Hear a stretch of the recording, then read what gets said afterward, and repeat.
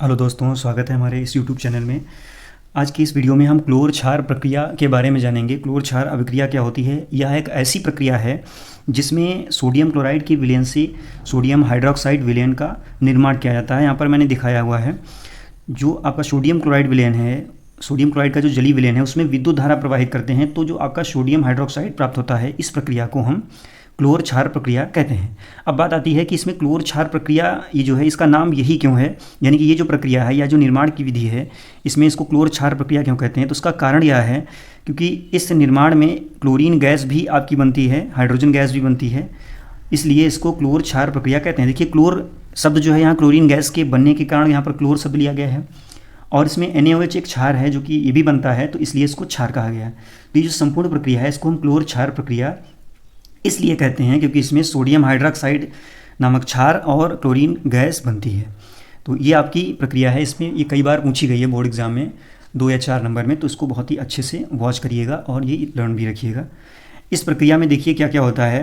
इसमें चूंकि हम विद्युत धारा प्रवाहित करते हैं तो यहाँ पर कैथोड और एनोड भी कुछ ना कुछ आपका बनेगा। तो यहाँ पर क्या है, NaCl यानी कि सोडियम क्लोराइड का विलयन लिया जाता है, जलीय विलयन, और इसमें जब विद्युत धारा प्रवाहित करते हैं तो यहाँ पर NaOH बनता है, क्लोरीन गैस निकलती है एनोड पर। ठीक है, क्लोरीन आपका नेगेटिव इलेक्ट्रोनेगेटिव एलिमेंट है, तो ये पॉजिटिव इलेक्ट्रोड यानी कि एनोड पर निकलती है, और कैथोड पर आपकी हाइड्रोजन गैस निकलती है क्योंकि हाइड्रोजन आपका इलेक्ट्रोपॉजिटिव एटम है। ठीक है, तो नेगेटिव इलेक्ट्रोड पर पॉजिटिव एटम्स रिलीज होंगे और पॉजिटिव इलेक्ट्रोड पर नेगेटिव एटम्स रिलीज होते हैं। तो क्लोरीन गैस एनोड पर निकलेगी और हाइड्रोजन गैस कैथोड पर। देखिए, ये भी आपको लर्न रखना है कि क्लोर क्षार प्रक्रिया में ये तो बनता है, मगर कभी कभी इन पर भी क्वेश्चन आ जाते हैं कि क्लोरीन कहाँ पर निकलती है और हाइड्रोजन कहाँ पर निकलती है, तो दोनों ध्यान रखिएगा, क्लोरीन एनोड पर और हाइड्रोजन कैथोड पर निकलती है।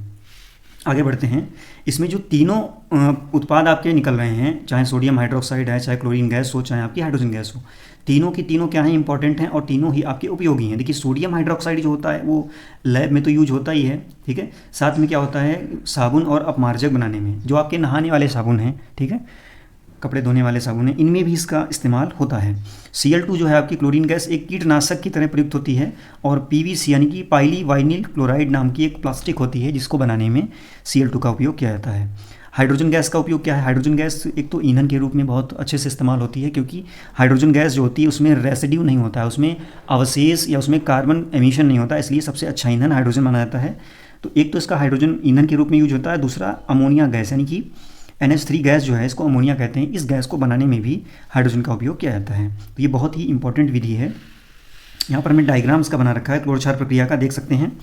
इस साइड से क्या होता है, यहाँ पर नमक का घोल इसमें एंट्री किया जाता है, यानी कि ये जो भरा हुआ है यहाँ पर सोल्यूशन, ये आपका नमक का घोल होता है, और ये आपका एनोड है और ये आपका कैथोड है। यहाँ पर जो हमने ये इनसाइड में बना रखा है ये दोनों आपके इलेक्ट्रोड हैं, ये वाला आपका एनोड है और ये वाला आपका कैथोड है।